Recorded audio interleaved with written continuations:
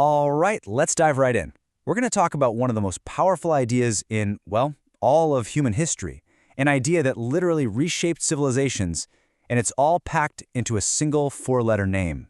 I mean, think about it. What if a name wasn't just a label for something, but an entire philosophical argument in itself? An idea so powerful that it could actually forge a nation, spark centuries of conflict, and, get this, even lay the groundwork for science as we know it. So yeah, this is the story of the Tetragrammaton. That's the four-letter name for God in Judaism. We're going to unpack how this one single name introduced a totally radical new way of seeing the world. And trust me, the consequences are still echoing today. All right, Section 1, the logic of one God, how a name creates an entire philosophy. So, first up, let's get philosophical. How can a name, just a name, be more than a pointer? How could it possibly contain a whole logical system? Let's find out. Okay, so here it is, the Tetragrammaton. You'll often see it written as YHWH. Now, the key thing to grasp here is that this isn't a personal name like Zeus or Odin. It's not a label. It's more like a statement of being. The sources we're looking at describe it as the absolute being, or the necessary existence. It's the fundamental reality that everything else, and I mean everything, springs from. And that definition leads to a really critical, almost mathematical insight. If this one being is the absolute source of everything, we're talking all life, all power, all energy, then by definition, there can only be one, right? Think about it. Any other so-called God would have to get its power from this ultimate source, which would make it, well, not a God at all. So this isn't just presented as a matter of faith, it's framed as a pure, logical conclusion. And this is where you really see the two worldviews collide. You know, in a polytheistic world, it's easy. You can have a whole pantheon of gods coexisting, one for the sea, another for the harvest. They're all separate players on the field. But this idea of an absolute being, it just completely collapses that entire structure.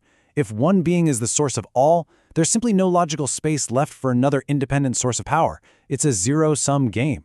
And the source material is, well, pretty blunt about this. It argues that trying to believe in an absolute being and other gods at the same time is a massive contradiction. It's described as, and I quote, a matter whose irrationality cries out to the heavens. In other words, the name itself, the very definition, is the whole argument against polytheism. It's all baked right in.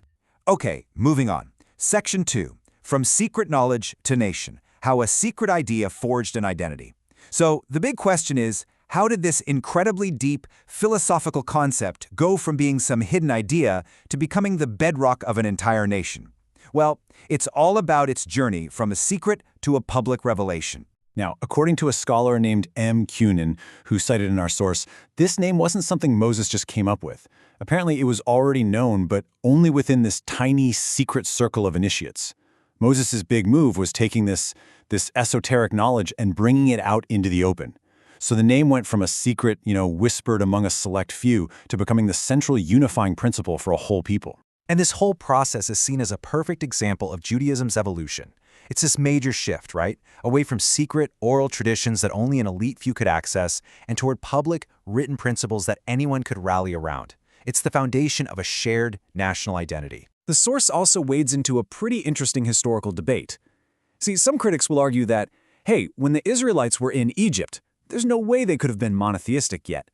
But the source points out a huge flaw in that argument. We know for a fact that ancient Egypt itself was wrestling with these advanced ideas of universal unity. So to say the Israelites couldn't possibly have come up with similar ideas while living right there, well, that's a bit of a contradiction, isn't it?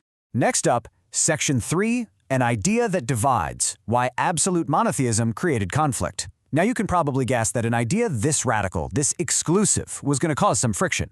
So let's look at the social and political fallout of this whole absolute monotheism thing. This quote from the book of Numbers really nails it. Behold, it is a people that shall dwell alone and shall not be reckoned among the nations.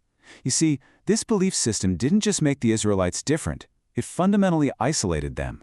But why? Why was the reaction from the outside world so intense? Well, the logic here is laid out in a few steps. Step 1, you've got this exclusive belief in one absolute being.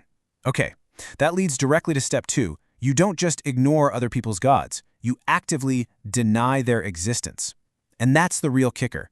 It created this huge, unbridgeable gap with a world where, acknowledging each other's gods was just basic diplomacy. It was social respect.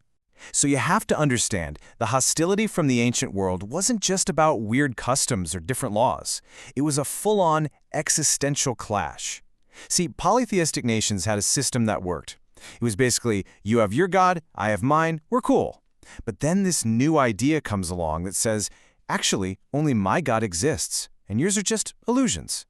I mean, that's a direct challenge to the very foundation of every other culture out there.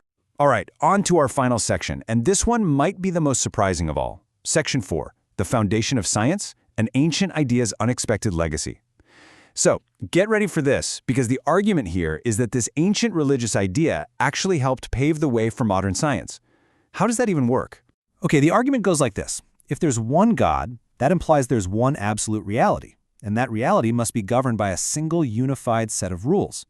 That is the perfect philosophical framework for science, right? It's the quest to discover that one unified truth. Compare that to a polytheistic worldview, which has many different gods, many different forces, many truths. That kind of system tends to foster relativism, and it's maybe less concerned with finding a single grand theory of everything. But to be fair, the source is really careful to show both sides of the coin here. It brings in a counter-argument from a scholar named Marcelli. And Marcelli's point is, hey, let's not forget that polytheistic cultures, like ancient Greece and India, gave us incredible art and this deep reverence for nature, which also contributed to science. So you could say that while monotheism sparked the search for absolute truth, polytheism nurtured a deep connection to the world we're trying to understand. So how do you square that circle? Well, the source suggests a kind of synthesis, an idea called emanationism. And the idea is basically this. God is both things at once. He is transcendent. That's the absolute, single, almost unknowable God of the Tetragrammaton. But he is also immanent, meaning present and discoverable right here, within the very fabric of nature and reality. It's a way to unite that relentless search for absolute truth with a deep love and study of the natural world. And that's where we'll leave it, with this final thought. We've gone from a philosophical bombshell to a national identity, to a source of global conflict, and even a blueprint for seeking knowledge. It's a truly incredible journey for just 4 little letters. So the question remains, can a single name really contain the code for a people's destiny and the blueprint for how we seek truth? It's a lot to think about. Thanks for joining this explainer.